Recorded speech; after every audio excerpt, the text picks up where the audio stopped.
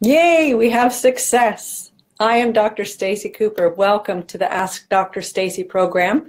We had some techie gremlins on Tuesday and weren't able to broadcast. For whatever reason, my camera wouldn't connect. So I did the exact same thing today, and here we are, and it's working fine. So thank you for your persistence, perseverance, and your well wishes to get this up and running today. And thank you for joining me here live. So as you come in here on the chat, just put in where you're from, where you're listening from, and tuning into, so we can see how our reach is expanding. And you can always put your comments and questions right here on the chat as well. So this is the Ask Dr. Stacey program that I host Tuesdays and Thursdays at 12:15 Eastern. That's 9:15 a.m. Pacific or 11:50 a.m. Central. I have friends in Texas that watch from our Empowered Women's Circle as well. So thank you for joining me here and taking your time to spend with me. Here is where I share with you information about helping your body to function the best that it can naturally, and your body with whole foods. But it's not just about food, because you can eat well 100% of the time, but if other areas of your life are stressed, then your body still won't function well. So here I share tips on managing stress levels, emotional stress, chemical stress in your body, eliminating toxins and chemicals in your system and in your environment and in your workspace, exercise and the benefits that you can do to incorporate you sticking to your exercise plan. I will also be sharing with you next week the plan and how to manage the plan and how to work the plan so that you can find more time in your day for the things that you want to accomplish. So thank you for joining me here. This is episode number 85, if you can believe it. And today we're talking about transitions. And we are transitioning right now in an instant in Southern Ontario from summer to what seems like winter, but it is truly fall. So I thought, what a fitting topic for transitions, because yesterday we were in capris, sandals, and t-shirts. And today we're in sweaters and jackets and scarves. And it was and -3 degrees Celsius. That was a far cry from the 80 degrees Fahrenheit, the 25 that we had yesterday. So transitions. Your body doesn't like transitions, and often we don't like transitions either. And the whole basis of that is, number one, your body doesn't like transitions because it forms habit, because that conserves energy. And your body is all about energy conservation and survival of the fittest. And so when you're learning something new or doing something different, that new skill, and that takes and will generally default to the habits that you have formed. And so that's one aspect that can hold us back from transitioning. And the other is from our own perspective, not necessarily the function of the body directly, but the function of our mind. And transitioning is often prevented due to fear. That's your own thoughts of stepping out of your comfort zone, expanding your boundaries, getting uncomfortable, and stretching your limits. And that is what often holds us back. We get comfortable with what we're doing, we're happy and we're placated, but that stunts our growth. It does not allow you to explore new things, and certainly it doesn't enable an easy transition. So some things that you can do to help ease transitions. First of all, we come up against transitions in the change of the seasons. That's a transition. The change of your lifestyle, that is a transition. So when you're looking to improve your lifestyle and change what it is that you've been doing so that you can have different outcomes for better outlooks, that is a transition. And so common barriers that often pop up is, yes, I really want to exercise because I do want to feel healthier, but it's too cold this morning. It's too wet out. It's too dark out. I don't have anyone to go with me. Your list of excuses can be this long. So we want to help to eliminate that. And so some things that you can incorporate when you're facing a transition and something that you really want to do for yourself, but you're holding your own self back, is to have someone to share it with.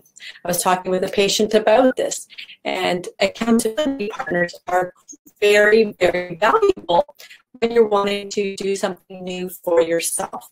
So it doesn't matter what you want to go and learn something new, learn how to, or if you want to go and do something creative and go to a painting class, a paint night, that's a great example of stretching your comfort zones, which I have done, which is so fun and exciting and so invigorating to see what you can actually create when your own brain and your own thoughts limited in regards to what you could accomplish. So I was truly surprised and impressed at what my creation actually came out to be when I saw somebody else to creating. And what a really proud moment, and that feeling continues to stay with you when you've accomplished things like that. If you want to start riding a bike or doing daily walks, it's really important to have an accountability partner, someone to share it with. It makes the time go by faster, but also you are much less likely to let someone else down when they have committed the time and the effort to do that task. So if the two of you decide, yes, Monday, Wednesday, Friday, we're going to walk for half an hour at 6 p.m., and you've made that date and you've made that commitment to each other, are much more likely to make that date because you don't want to let the other person down. So you will be much less likely to cancel on them because you know that they are counting on you just as you are counting on them. So that's why it works so well when you have someone else that has made the same commitment, then you're going to hold each other to it. So that's really, really important. Other transitions. In the household, we are transitioning right now too. We are down from 4 children to 2 children in the house. Kayla, our second daughter, she's off to university. So that's a big shift within the household, not only in regards to dynamics in the house, but chores and who's taking care of what. And we've lost being a driver as Derek is learning his, getting his learner's permit and that sort of thing. So it too is a transition. Not to mention that we still are a family of 6, but those living within of our residence I'm the only woman. So now I'm outnumbered. So that too is a transition, and learning how to cope with that change and adapt to that shift and still have cohesiveness within the family. So it's a lot of fun, and getting to have more quality time and one-on-one time much more frequently as there's less to share around. So it really is a great experience, and so exciting for Lindsay and Kayla being on their own and doing their own thing and exploring the world on their terms. So it really is a great transition. But for others, it can be really shell shock, and you can be left floundering and flustered. So to manage transitions, know that you don't have to do it all by yourself. You are not the only one that goes through these kinds of things, and you have others to share it with. So whether it be within your family, just within the walls of your home, whether it be your friends or other people that are going through the same thing. So parents of your children your children's friends' parents who may also be experiencing the same thing. You can connect with them and have conversations and brainstorm as to how to manage different situations and things like that. So there's many, many places that you can outreach to positions of that nature. Transition is when you're transitioning from a job position, whether it be within the company that you're at or to a brand new environment. It really is incredible when you are going to a brand new environment because you have the opportunity to create your new you. There is no preconceived ideas, there's no previous history going on or carried forward. Slate that you can start fresh, brand new, and you can create your you on your terms. And it really is a fantastic opportunity to make a shift in however you want to be perceived, the energy that you experience, and the energy that you put out. So we have talked in the past about mindset and energy. And so when you're providing a negative atmosphere or you are being provided with a negative atmosphere, you absorb that energy. The words that you hear from the radio that you listen to, the news that you listen to, the things that you see on video, YouTube, or if you're tuned into things like that that are of a very negative nature, then your body and your mind and your spirit have no choice but to absorb that kind of information. And that changes the energy that you project outwards. But when you take a shift and choose to nourish your mind, body, and spirit with different energy coming from a positive perspective, whether it be, gratitude first thing in the morning and throughout your day for every single little gift that is provided to you in each moment of the day. Nourishing your mind with things that you read. I've shared with you some of the authors that I enjoy reading. Robert Holden, Louise Hay, of course, Cheryl Richardson as well, The Secret to Self-Care. And it really changes your mind, your perception of things around you, and it also changes the energy that you then project to others. And that's when you will see how others will respond differently. So that too is a transition as you go on this journey of life. Life is a journey. You can see this right behind me. It is not a destination. There is no end point. It is a journey of learning and reflection. And if you don't learn from experiences that you've had, experience will be presented to you again until you do learn the lesson that was provided in that experience.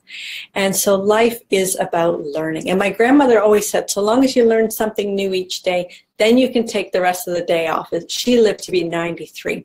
So I truly believe that, and I strive to accomplish that every day. And it's when you continue to learn and expand your knowledge and move out of your comfort zone and get uncomfortable, and life is truly lived. That's when you feel the exhilaration of life. And so I really encourage you to do that as well. So I really thank you for joining me. As always, my previous episodes are always found on my Facebook page. Please go to Lifestyle Balance Solutions on Facebook. When you find information of value, then be sure to share it with your friends, and I'm sure that they would appreciate the send as well. So send some love my way and share it with others. Also, you can always find it on YouTube. Just go to Dr. Stacey Cooper on YouTube, and all the previous episodes are listed there. If you're looking for something specific, whether it be cranberry beans that we've talked about in the past or anything like that, all the episodes are tagged, so you can always find what you're looking for. Also, you can email me directly and drstaceycooper.com, and there I have a free 2-part video series called Eliminating Your 5 Hidden Energy Drainers. This is a great resource that you can use. It's available for free, and there's a PDF that you can download as well as a gentle reminder for some of the choices that you want to make for eliminating your hidden energy drainers. Any comments, questions, things that you would like to hear about, topics you would like me to cover, be sure to email me. Just email Stacey at drstaceycooper.com, and I'll receive it right here in my inbox, and I can share with you anything that you want to know about enhancing your vitality for better body function naturally. So I'm signing off for today. We'll see you next time, and here's to your enhanced vitality. I'm Dr. Stacey Cooper. Have a fantastic day.